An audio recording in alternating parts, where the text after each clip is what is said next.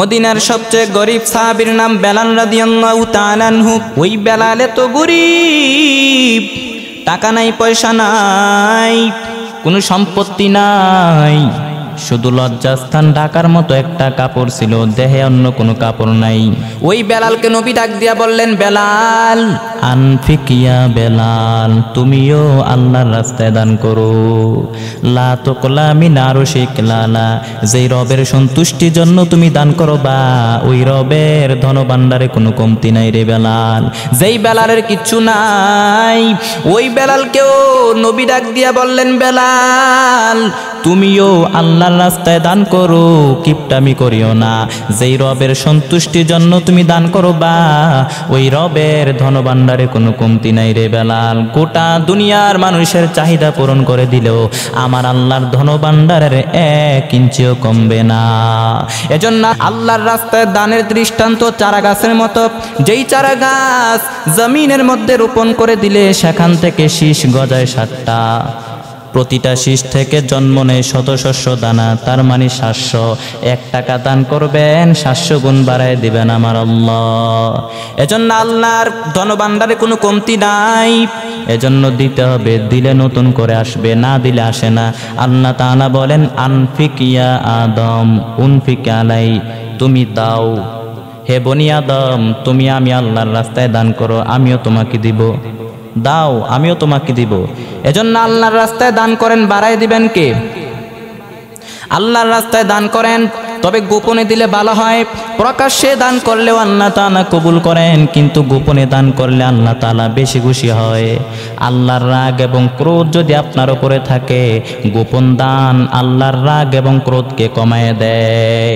কিয়ামতের ময়দানে আরশের নিচে 7 শ্রেণীর ব্যক্তিকে ছায়া দেওয়া হবে। তার মধ্যে 1 শ্রেণীর মানুষ হলো রজুলুন তাসাদ্দাকা ফাখফাহা হাত্তা লা তা'লামা শিমালুহু মা তুনফিকু ইয়ামিনি। আরশের নিচে 7 শ্রেণীর ব্যক্তিকে ছায়া দেওয়া হবে। তার মধ্যে 1 শ্রেণীর মানুষ হলো যারা গোপনে দান করে। কত গোপনে? ডান হাত কি দিয়েছে, বাম হাত টের পায় নাই।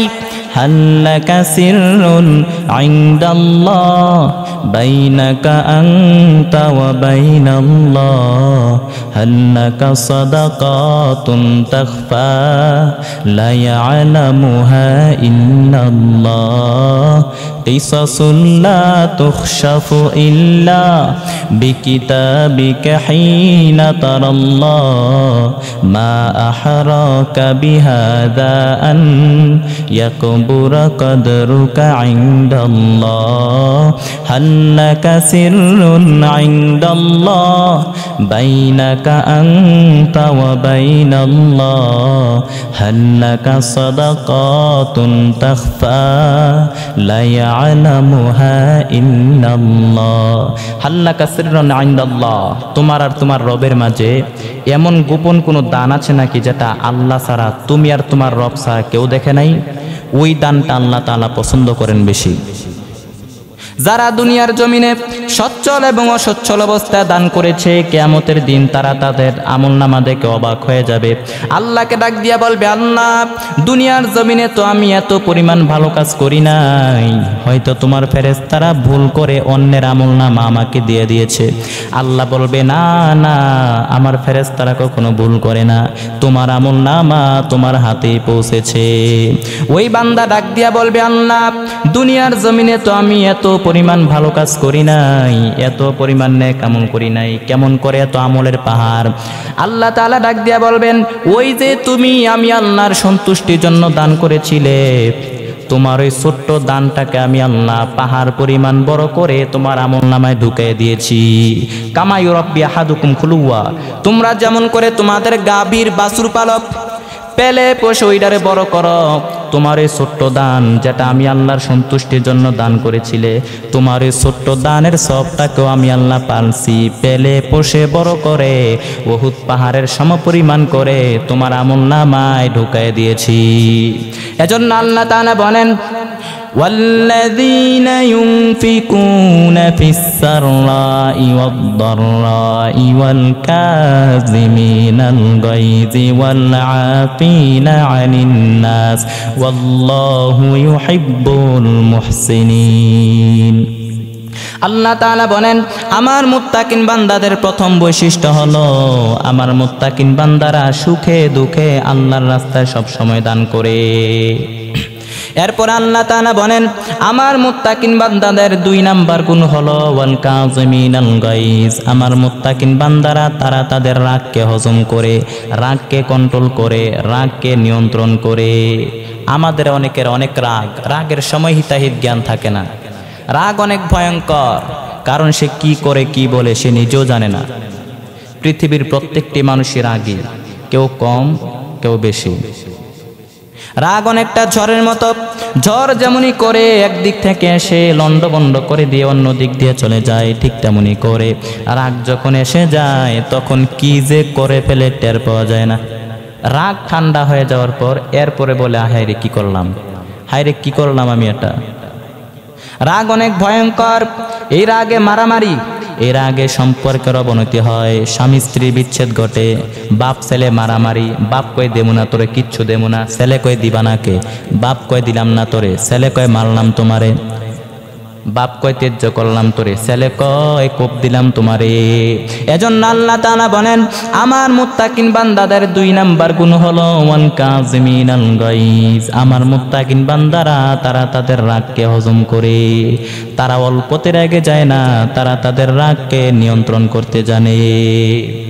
এজন্য আল্লাহ নবী বলেন, লাইসাস শাদীদু বিসরাত, কুস্তি লড়াই করে যে ব্যক্তি অন্যকে মাটির মধ্যে শোয়ায় ফেলতে পারে সে শক্তিশালী নয়, বরং ইন্নামাশ শাদীদুল্লাযী ইয়ামলিকু নাফসাহু ইনদাল গদব, বরং যেই ব্যক্তি রাগের সময় নিজের উপরে নিয়ন্ত্রণ রাখতে পারে ওই ব্যক্তি আল্লাহর কাছে সবচেয়ে বেশি শক্তিশালী। এক একটা কথার ওজন কত দেখছেন? যে ব্যক্তি কুস্তি লড়াই করে অন্যকে মাটির মধ্যে শোয়ায় ফেলতে পারে সে শক্তিশালী নয়, বরং যে ব্যক্তি রাগের সময় নিজের উপরে নিয়ন্ত্রণ রাখতে পারে ওই ব্যক্তি আল্লাহর কাছে সবচেয়ে শক্তিশালী। এজন্য রাগকে কন্ট্রোল করতে হবে। এক সাহাবী এসে বললেন, ও পয়গম্বর, আউসিনি ইয়া রাসূলুল্লাহ, ও নবী আমারে কিছু নসিহত করেন। আল্লাহর নবী বললেন, ও সাহাবী তুমি রেগে যেও না। সাহাবী আবার বললেন, নবী আপনি আমারে আবার নসিহত করেন। আল্লাহর নবী বললেন, ও সাহাবী তুমি রেগে যেও না। সাহাবী বললেন, শুনলাম তো এটা, আরেকটা কিছু কন। আল্লাহর নবী বললেন, সাহাবী তুমি রেগে যেও না। রদ্দাদা মিরারান, বারবার যখন সাহাবী নবীর কাছে নসিহত চাইল, আমার নবী একটাই নসিহত করলেন, ও সাহাবী তুমি রেগে যেও না, কারণ রেগে গেলেন তো হেরে গেলেন। ওরা আপনাকে রাগাতে চাইবে, আপনি ঝগড়া করতে চান না, ওরা আপনার পায়ে পাড়া দিয়ে আপনাকে ঝগড়ার মধ্যে নামাতে চাইবে, আপনাকে অস্থির করে দিতে চাইবে, আপনাকে পাগল বানায় দিতে চাইবে। কিন্তু ফর্মুলা আমাদের জানা আছে না নাই? আমরা কোরআন রচিত ফর্মুলায় চলি, হাদিস রচিত ফর্মুলায় চলি, আমরা কোনো ব্যক্তির বানানো ফর্মুলায় চলি না। এজন্য রাগকে কন্ট্রোল করতে হবে। আল্লাহর নবীকে তায়েফের ময়দানে 3 বার রক্তাক্ত করে দেওয়া হলো, আমার নবীকে 3 বার বেহুশ করে দেওয়া হলো। তায়েফের ময়দানে আমার নবীকে 3 বার রক্তাক্ত করে দেওয়া হলো, তারপরও আমার নবী রেগে যান নাই।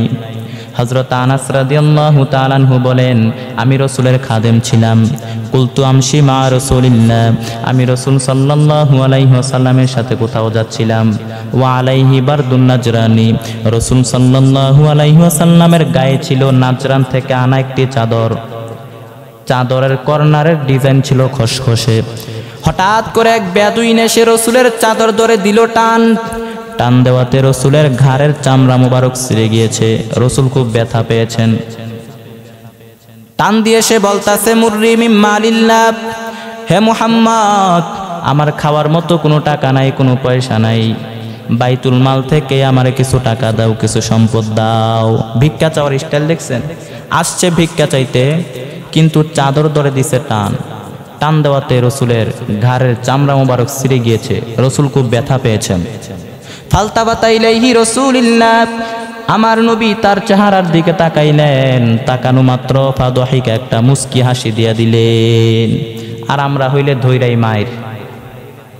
আল্লাহর নবী মুস্কি হাসি দিয়া বললেন, যাও বাইতুল মাল থেকে তাকে কিছু টাকা দিয়া দাও, তাকে কিছু সম্পদ দিয়া দাও। তার মানে আল্লাহর নবীর উপরে যত আক্রমণে আসতো না কেন, যত আঘাতই আসতো না কেন, আমার নবী রেগে যাইতেন না। কিন্তু আল্লাহর জমিনে আল্লাহর বিধান যখন লঙ্ঘিত হতো তখন আমার নবী রেগে যাইতেন। এক সাহাবী এসে বললেন, পয়গম্বর, আমাদের এলাকায় এমন এক ইমাম পাঠিয়েছেন, বড় বড় সূরা দিয়ে নামাজ পড়ায়। ও নবী, আমরা কৃষক সাহাবী, আমরা গ্রাম্য কৃষক সাহাবী, ওই সাহাবীর পেছনে নামাজ পড়তে আমাদের খুব কষ্ট হয়। আল্লাহর নবী রেগে গেলেন, ওই সাহাবীকে ধমকাইলেন আর ডাক দিয়া বললেন, খবরদার, মানুষকে দিন থেকে ভাগিয়ে দিও না, মানুষকে দিন থেকে ভাগিয়ে দিও না, মানুষের সামনে ইসলামকে সহজ করে উপস্থাপন করো। কারণ তোমার পেছনে অসুস্থ লোক থাকতে পারে, তোমার পেছনে মুসাফির থাকতে পারে। এজন্য ইমাম সাহেবরা সুযোগ পাইয়াই লম্বা করা যাবে না। তার মানে আল্লাহর নবীর উপরে যত আক্রমণে আসতো না কেন, যত আঘাত আসতো না কেন, আমার নবী রেগে যাইতেন না। কিন্তু আল্লাহর জমিনে আল্লাহর আইন যখন লঙ্ঘিত হতো তখন আমার নবী রেগে যাইতেন। নবীজির জামানায় বনু মাখজুমিয়া গোত্রের এক নারী চুরিতে ধরা পড়ল। বড় সম্ভ্রান্ত পরিবারের মহিলা, বড় ধনাঢ্য মহিলা চুরিতে ধরা পড়ল। সাহাবায়ে কেরাম চিন্তা করলেন, এখন যদি নবী চুরির বিচার কার্যকর করে যদি মহিলার হাত কেটে দেয় তাহলে মদিনায় ঝামেলা হবে, মদিনায় মারামারি হবে। সব সাহাবায়ে কেরাম নবীকে ডাক দিয়া বললেন, ও পয়গম্বর, আপনি ওই মহিলার হাত কেটে দিয়েন না। ওই মহিলার হাত কাটলে মদিনায় ঝামেলা হবে, মদিনায় মারামারি হবে। ওই মহিলা বড় সম্ভ্রান্ত পরিবারের মেয়ে। ও নবী, আপনি ওই মহিলার হাত কেটে দিয়েন না। এই কথা বলার সঙ্গে সঙ্গে আল্লাহর নবীর চেহারাটা আগুনের গোলার মতো লাল হয়ে গেল। আল্লাহর নবী ডাক দিয়া বললেন, সাহাবী, এত বড় সাহস তোমাকে কে দিয়েছে? তুমি আল্লাহর বিধানের ওপরে তুমি নাক গলাও। এই আইনটা তো আমি নাজিল করি নাই, আরশের ওপর থেকে আমার আল্লাহ নাজিল করেছেন। কোন বনু মাখজুমিয়া গোত্রের নারী চুরিতে ধরা পড়ছে তা তো দূরের কথা, আজকে আমার কলিজার টুকরা মেয়ে ফাতেমা যদি চুরিতে ধরা পড়তো, লাউকানা ফাতেমা তো বিনতে মুহাম্মদ সারাকাত লাকাত মুহাম্মাদুন ইয়াদাহা, আজকে আমার কলিজার টুকরা মেয়ে ফাতেমাও যদি চুরিতে ধরা পড়তো, আমি নবী ফাতেমার ডান হাত কাটতে এক মুহূর্ত দেরি করতাম না। তার মানে আল্লাহর নবীর উপরে যত আক্রমণে আসতো না কেন, যত আঘাত আসতো না কেন, আমার নবী রেগে যাইতেন না। কিন্তু আল্লাহর জমিনে আল্লাহর বিধান যখন লঙ্ঘিত হয়ে যাইত তখন আমার নবী রেগে যাইতেন। ওটের পচা নারী বুড়ি চাপাই দিলেও আমার নবী রাখতেন না। কিন্তু আল্লাহর জমিনে আল্লাহর বিধান লঙ্ঘিত হলে আমার নবী রেগে যাইতেন। একবার তাহাজ্জুদের সময় আল্লাহর নবী হযরত আলীকে এবং ফাতেমাকে ডাকতে গেলেন তাহাজ্জুদ পড়ার জন্য। দরজায় কড়া নাড়লেন, আলী ওঠো, ফাতেমা ওঠো। তো হযরত আলী বললেন, কিসের জন্য উঠব? নবী বললেন, তাহাজ্জুদ পড়ার জন্য। তো হযরত আলী একটু কৌশল করে বললেন, আমাদের রুহু তো এখন আল্লাহর হাতে, আল্লাহ যখন রুহু ফিরায় দিবেন তখন ঠিকই উঠব, পড়ব, তাহাজ্জুদ পড়ব। তো তিনি একটু কৌশল করলেন। আল্লাহর নবী এই কৌশলটাকে পছন্দ করলেন না। তিনি চেয়েছিলেন আমি ডাক দেওয়া মাত্রই যেন আলী উঠে যায়। আল্লাহর নবী রেগে গেলেন। রাগে নিজের রানের উপরে নিজের ঝাল মিটাইতে লাগলেন, থাপড়াইতে লাগলেন আর বলতে লাগলেন, ওয়া কানাল ইনসানু আকসারা শাইইন জাদালা, হায়রে মানুষ কত ঝগড়া করতে জানে, মানুষ কত তর্ক করতে জানে। তার মানে আল্লাহর নবীর উপরে যত আক্রমণে আসতো না কেন আমার নবী রেগে যাইতেন না। কিন্তু আল্লাহর জমিনে আল্লাহর বিধান যখন লঙ্ঘিত হয়ে যাইত তখন আমার নবী রেগে যাইতেন। এজন্য আমরা রেগে যাব না, রাগটাকে ইসলামের পক্ষে কাজে লাগাবো, উল্টাপাল্টা রেগে যাইব না। এই জমিনের মধ্যে, আল্লাহর জমিনের মধ্যে কেউ যদি ইসলাম নিয়ে কোনো কথা বলে, আমার নবীকে গালি দেয়, আমার কোরআন নিয়ে কেউ কথা বলে, তখন আমরা ঘরে বসে থাকবো না, চুপ করে থাকবো না, তখন আমরা রাগকে কাজে লাগাইব। উল্টাপাল্টা কাজ রাগ করা যাবে না। এখন আসেন, রাগ কমানো যায় কিভাবে? কিভাবে রাগ কমানো যায়? রাগ কমানোর পদ্ধতি চারটি।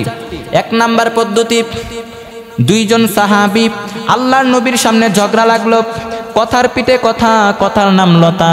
কথা বলতে বলতে এক সাহাবী রেগে মেগে আগুন, মারামারির জন্য উদ্যত হলেন। আল্লাহর নবী বললেন, ইন্নিলা আলামু কালিমাতান, আমি এমন একটি বাক্য জানি, এখন যদি এই রাগান্বিত সাহাবী এই বাক্যটা পড়ে নেয়, মুহূর্তের মধ্যে তার রাগ ঠান্ডা হয়ে যাবে।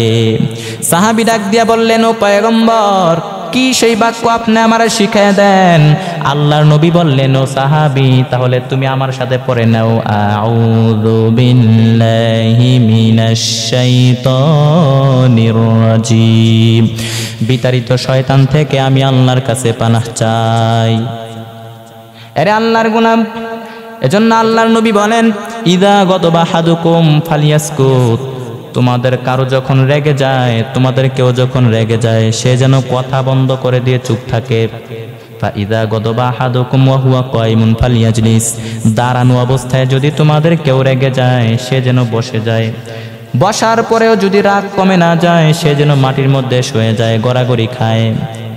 কেননা আল্লাহর নবী বলেন, ইন্নাল গদবা মিনাশ শাইতান, রাগ আসে শয়তান থেকে, ওয়া ইন্নাশ শাইতানা খুলিকা মিনান নার, আর শয়তান তৈরি আগুন দিয়ে, ওয়া ইন্নান নার তুতফিউ বিল মা, আর আগুন নিবানো হয় পানি দিয়ে।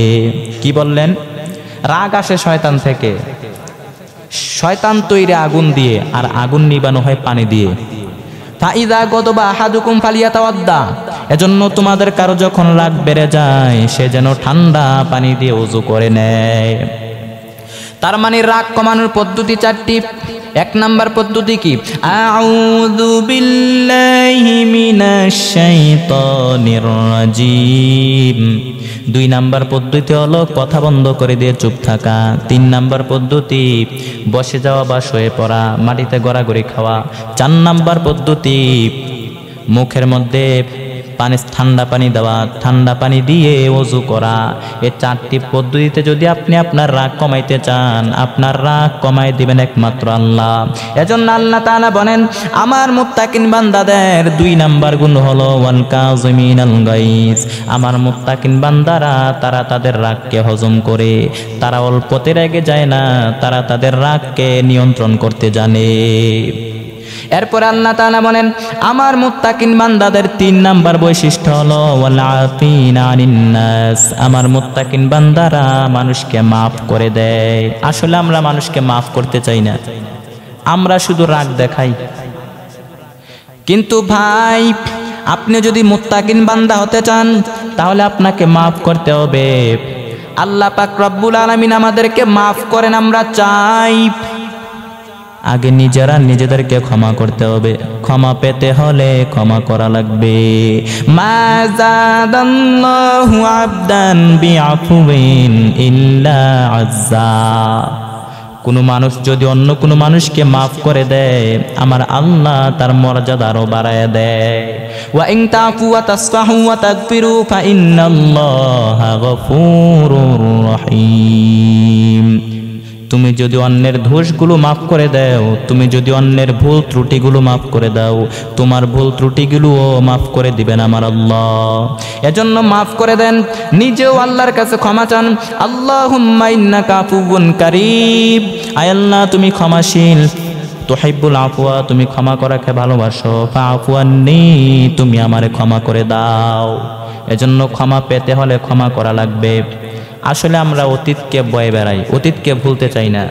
20 বছর আগে কে আমারে মারছিল, 20 বছর আগে কে আমারে অপমান করছিল, মনে রাখছি, ভুলি নাই। ও আমারে অপমান করছে, আমিও তারে অপমান করুম। ও আমারে মারছে, আমিও তারে মারুম। মনে রাখিস, দেখালমু আছে না নাই? তার মানে 20 বছর পর্যন্ত এগুলো অন্তরে জ্বলতেছে। এজন্য আপনি মানুষকে মাফ করে দেন। প্রতিশোধের আগুন আপনাকে জ্বালায় পুরায় শেষ করে দিবে, প্রতিহিংসার আগুন আপনাকে জ্বালায় পুরায় শেষ করে দিবে, আপনার অন্তরকে শেষ করে দিবে, আপনার মেধাকে শেষ করে দিবে। এজন্য মানুষকে মাফ করে দেন, জায়গায় সুদবোধ হয়ে যাবে। মক্কার জমিনে মক্কা বিজয়ের পর আল্লাহর নবীর পায়ের সামনে সমস্ত কাফের বেঈমান মুশরিকরা যখন থরথর করে কাঁপছিল, তখন তারা ভেবেছিল, আমরা মুহাম্মদের সাথে যে পাষাণ হৃদয়ের আচরণ করেছি, মুহাম্মদও মনে হয় আমাদের সাথে ঠিক তেমন আচরণ করবে। মুহাম্মদ মনে হয় আমাদের সাথে ঠিক তেমন আচরণ করবে, আজকে আমাদেরকে শেষ করে ফেলবে। কিন্তু আল্লাহর নবী কাফের মুশরিকদের এমন দৃশ্য দেখার পর আল্লাহর নবী ঘোষণা দিয়ে দিলেন, ইযহাবু লা তাসরিবু আলাইকুমুল ইয়াউম, আজকে তোমাদের কারোর প্রতি আমার কোনো রাগ নাই, আজকে তোমাদের কারোর প্রতি আমার কোনো ক্ষোভ নাই। ইযহাবু ফাআনতুমুত তুলাকা, আজকে তোমাদের সবাইকে আমি স্বাধীন করে দিলাম, আজকে তোমাদের আমি সবাইকে মাফ করে দিলাম। কারো ব্যাপারে আমার অন্তরে কোনো রাগ নাই, কারো ব্যাপারে আমার অন্তরে কোনো ক্ষোভ নাই, কারো ব্যাপারে আমার অন্তরে কোনো বিদ্বেষ নাই, তোমাদের সকলকে আমি স্বাধীন করে দিলাম। ঐতিহাসিকরা অবাক হয়েছে আল্লাহর নবীর এই বিশাল দিল দুরিয়া দেখে, ঐতিহাসিকরা অবাক হয়েছে। তারা বলতে বাধ্য হয়েছে, পৃথিবীর ইতিহাসে এমন ক্ষমার নজির আর দ্বিতীয় কেউ দেখাতে পারে নাই। আল্লাহু আকবার। যখন সমস্ত কাফের বেঈমান মুশরিকরা আল্লাহর নবীর পায়ের সামনে বসে থরথর করে কাঁপছিলে, আমার নবী চাইলেই তাদেরকে পিষে মারতে পারতেন, কিন্তু আল্লাহর নবী তা না করে আল্লাহর নবী তাদেরকে মাফ করে দিয়েছেন। আমার নবী কেমন দয়ার নবী, আমার নবী তো মায়ার নবী, আমার নবী তো রহমতের নবী, আমার নবী তো দয়ার নবী। কাফের বেঈমান মুশরিকরা আমার নবীর উপরে কত আক্রমণ করেছে, কত অত্যাচার করেছে, কত কষ্ট দিয়েছে আমার নবীকে। মক্কার জমিনে আমার নবীকে থাকতে দেয় নাই, নিজের জন্মভূমিতে আমার নবীকে থাকতে দেয় নাই। আমার নবী মদিনায় হিজরত করলেন, মদিনায় যাওয়ার পরেও আমার নবীকে শান্তি দেয় নাই আবু জাহিল্লা। আমার নবীকে সব সময় আক্রমণ করত। এরে আল্লাহর গোলাম, এত নির্যাতনের পরেও আমার নবী তাদেরকে মাফ করে দিয়েছেন। এজন্য আল্লাহ তাআলা বলেন, আমার মুত্তাকিন বান্দাদের 3 নাম্বার বৈশিষ্ট্য হলো ওয়াল আফিনা আনিন নাস। আমার মুত্তাকিন বান্দারা মানুষকে মাফ করে দেয়, তারা কারো ব্যাপারে অন্তরে কোনো রাগ কোনো ক্ষোভ অন্তরে পোষে রাখে না, তারা অন্যকে মাফ করে দেয়। এজন্য মাফ করে দেন, মাফ করে দিলে আপনি ভালো থাকবেন। যে মাফ করে দেয় সে অনেক শান্তিতে থাকতে পারে। এজন্য মাফ করে দেন। তিক্ত অভিজ্ঞতা যদি আপনি অন্তরে পুষে রাখেন, এগুলো আপনাকে জ্বালায় পুড়ায় শেষ করে দিবে। যারা মাফ করে দেয় তারা অনেক শান্তিতে থাকতে পারে। এজন্য গবেষকরা বলে, যারা অন্যদেরকে মাফ করতে পারে না, অন্যদেরকে ক্ষমা করতে পারে না, তাদের রোগ বালাই বেশি, তাদের কষ্ট বেশি, তাদের জ্বালা যন্ত্রণা বেশি। এজন্য গবেষকরা বলে, যারা অন্যকে মাফ করতে পারে না তাদের হার্ট অ্যাটাক করার মতো রোগ বেশি, ব্রেন স্ট্রোক করার মতো রোগ তাদের বেশি হয়। এজন্য মাফ করে দেন। এজন্য আল্লাহ তাআলা বলেন, ওয়াল আফিনা আনিন নাস। আমার মুত্তাকিন বান্দাদের 3 নাম্বার বৈশিষ্ট্য, আমার মুত্তাকিন বান্দারা মানুষকে মাফ করে দেয়। তারা নিজেরা যেমনই করে আল্লাহর কাছে ক্ষমা চায়, অন্যদেরকেও তারা মাফ করে দেয়। আল্লাহর নবী কোনো একটা মজলিসের মধ্যে একজন আনসারী সাহাবীর ব্যাপারে ঘোষণা দিলেন, এখন যে সাহাবী এসে এখানে বসবে ওই সাহাবী জান্নাতি। সাহাবী এসে এখানে বসলেন, সবাই তো অবাক, কিরে আমাদের কারো ব্যাপারে নবী এমন ঘোষণা দেন নাই, ওই আনসারী সাহাবী জান্নাতি। আবার কয়েকদিন পর আল্লাহর নবী আরেকটা মজলিসের মধ্যে ঘোষণা দিলেন, এখন যেই সাহাবী এসে এখানে বসবে ওই সাহাবী জান্নাতি। সবাই খেয়াল করে দেখলো, আগের মজলিসে যেই লোকটাকে নবী জান্নাতি বলে ঘোষণা করেছেন ঠিক সেই সাহাবীটাই এখানে এসে বসেছে। তৃতীয় দিন আল্লাহর নবী আরেকটা মজলিসের মধ্যে ঘোষণা দিলেন, এখন যেই ব্যক্তিটা এখানে এসে বসবে ওই সাহাবীটা জান্নাতি। সবাই তো অবাক, কি আছে ওই সাহাবীর মধ্যে? স্বয়ং আল্লাহর নবী 3টা মজলিসের মধ্যে তাকে জান্নাতি বলে ঘোষণা করেছেন। সবচাইতে বেশি অবাক হয়েছেন আমর ইবনুল আস রাদিয়াল্লাহু তাআলা আনহু। তিনি মনে মনে ভাবলেন, এটা তো সাধারণ কোনো কথা না, স্বয়ং আল্লাহর নবী তাকে 3টা মজলিসের মধ্যে জান্নাতি বলে ঘোষণা দিয়েছেন। নিশ্চয়ই ওই সাহাবীর মধ্যে এমন কোনো বিশেষ আমল আছে যেটা আমাদের মধ্যে নাই। আজকে যেমন করেই হোক ওই সাহাবীর ভিতরের সব খবর আমাকে জানতেই হবে। পরিকল্পনা করে ওই সাহাবীর বাড়িতে চলে গেলেন। দৌড়াইয়া গিয়া বললেন, ভাই আমার আব্বার সাথে আমার কয়েকদিন ধরে ঝগড়া, আমি আপনার বাড়িতে মেহমান হয়ে এসেছি, আপনি যদি অনুমতি দেন 3 দিন আপনার বাড়িতে মেহমান হয়ে থাকতে চাই। অনুমতি দিলেন, থাকতে লাগলেন। কখন কোন সময় আনসারী সাহাবী কোথায় যায় সব ফলো করতে লাগলেন। 1 দিন 2 দিন 3 দিন ফলো করার পর তিনি আনসারী সাহাবীর মধ্যে তেমন বিশেষ কোনো আমল তিনি খুঁজে পাইলেন না। তিনি ডাক দিয়া বললেন, আনসারী ভাই আসলে আমার আব্বার সাথে এমন কোনো ঝগড়া আমার হয় নাই যে বাড়ি থেকে বের হয়ে তোমার মেহমান আমার হওয়া লাগবে। আমি একটা বিশেষ উদ্দেশ্য করে তোমার কাছে এসেছি। বলে কি উদ্দেশ্য? বলে আমরা দেখেছি আল্লাহর নবী তোমাকে তিনটা মজলিসের মধ্যে তোমাকে জান্নাতি বলে ঘোষণা করেছে।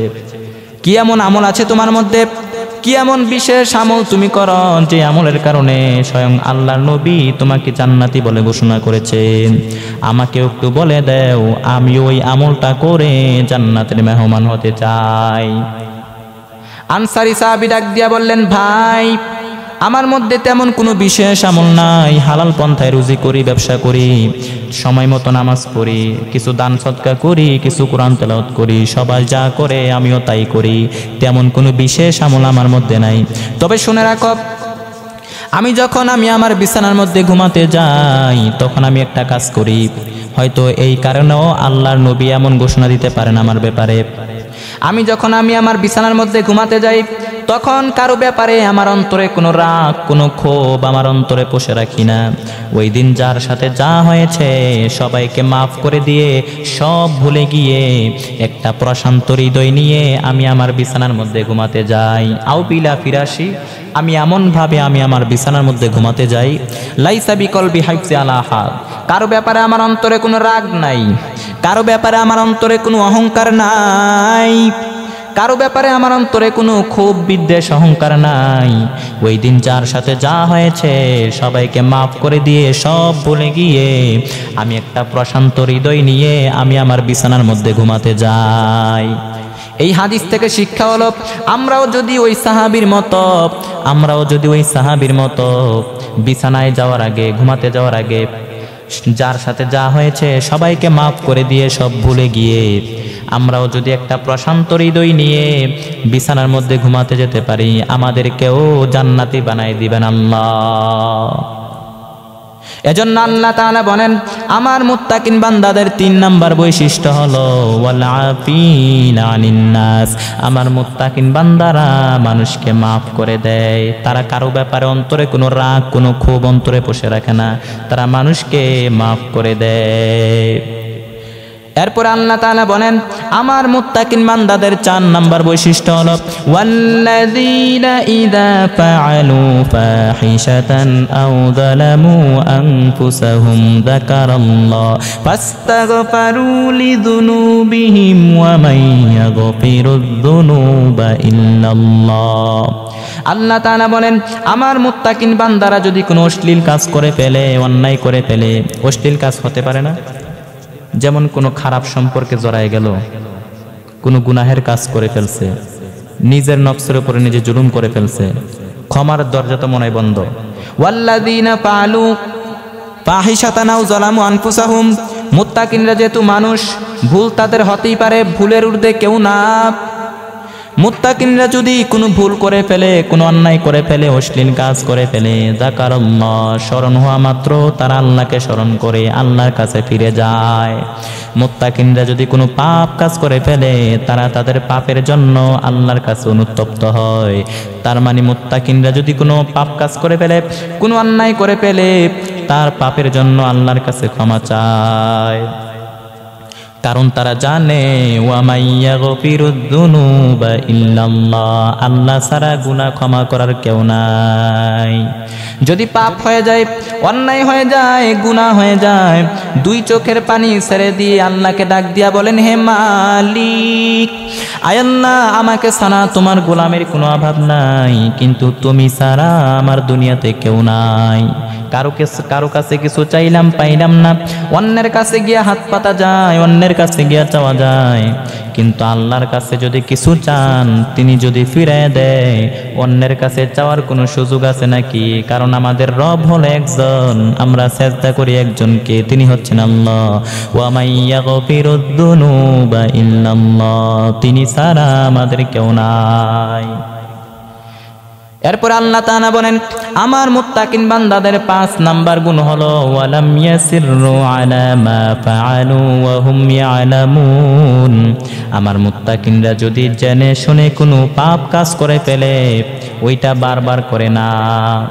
অন্যায় করলাম, আল্লাহর কাছে মাফ চাইলাম, আল্লাহ তুমি আমারে মাফ করে দাও, এরপরে সকালবেলা ওজনে ভেজাল দিলাম।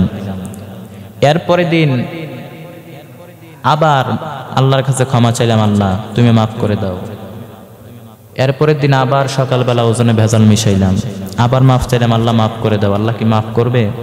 এজন্য আল্লাহ তাআলা বলেন ওয়ালাম ইয়াসিরু আলা মা ফাআলু ওয়া হুম ইয়ালামুন। আমার মুত্তাকিন বান্দারা জেনে শুনে যদি কোনো পাপ কাজ করে ফেলে ওইটা বারবার করে না। কালের আবর্তনে, সময়ের আবর্তনে দুই একবার অন্যায় হয়ে যেতে পারে, কিন্তু মুত্তাকিনরা কি বারবার করে? বারবার করলে আল্লাহর সাথে গেম খেলা হয়, বারবার করলে আল্লাহর সাথে তামাশা করা হয়, বিতলামি করা হয়। এজন্য আল্লাহ তাআলা বলেন আমার মুত্তাকিন বান্দাদের 5 নাম্বার বৈশিষ্ট্য হলো ওয়ালাম ইয়াসিরু আলা মা ফাআলু ওয়া হুম ইয়ালামুন। তাফসীর ইবনে কাসিরের মধ্যে আসছে মুত্তাকিনরা যদি কোনো পাপ কাজ করে ফেলে ওইটা বারবার করে না। এজন্য আমরা বারবার করব না। গুনাহ করার পর আমরা ওই কাজটা আল্লাহর কাছে ক্ষমা চাওয়ার পর ওই পাপ কাজটা বারবার করব না। এই 5টা কাজ যদি আমরা করতে পারি, এই 5টা মুত্তাকিনদের গুণ যদি আমরা অর্জন করতে পারি, তাহলে আমাদেরকেও মুত্তাকিন বান্দার কাতারে দাঁড় করায় দিবেন আল্লাহ। এজন্য আল্লাহ তাআলা বলেন উলাইকা জাযাউহুম মাগফিরাতুম মির রাব্বিহিম ওয়া জান্নাতুন তাজরি মিন তাহতিহাল আনহার খালিদিনা ফিহা ওয়া নি'মা আজরাল আমিলিন। আল্লাহ তাআলা বলেন আমার মুত্তাকিন বান্দাদের এই 5টা গুণ যদি কারো মধ্যে থাকে আমি আল্লাহ তাকে ক্ষমাও করে দিব, জান্নাতও দিয়ে দিব। এজন্য ডানে যাব না বামে যাব? ডানে যদি যান পাইবেন আল্লাহর ক্ষমা এবং জান্নাত, ডানে যদি যান পাইবেন আল্লাহর ক্ষমা এবং জান্নাত, বামে যদি যান পাইবেন আল্লাহর রাগ এবং জাহান্নাম। এজন্য আপনার সিদ্ধান্ত, আপনি কি ডানে যাবেন না বামে যাবেন? কোন দিকে যাবেন? যদি ডান দিকে যান পাইবেন আল্লাহর ক্ষমা এবং জান্নাত, কিন্তু কাজ করতে হবে 5টা। কয়টা? 1 নাম্বার কাজ হলো ফিসসাররা ইওয়াদ-দাররা, সুখে দুঃখে সব সময় আল্লাহর কাছে দান করতে হবে, আল্লাহর রাস্তায় দান করতে হবে। 2 নাম্বার ওয়াল কাযিমিনাল গায়জ, রাগকে হজম করতে হবে। 3 নাম্বার ওয়াল আফিনা আনিন নাস, মানুষকে মাফ করে দিতে হবে। 4 নাম্বার পাপ করলে আল্লাহর কাছে তওবা করতে হবে। 5 নাম্বার পাপ করলে ওই পাপ কাজটা বারবার না করা। এই 5টা গুণ যদি আমরা অর্জন করতে পারি, এই 5টা গুণ যদি আমাদের মধ্যে আমরা আমল করতে পারি, অর্জন করতে পারি, আমাদেরকেও মুত্তাকিন বান্দার কাতারে দাঁড় করায় দিবেন আল্লাহ।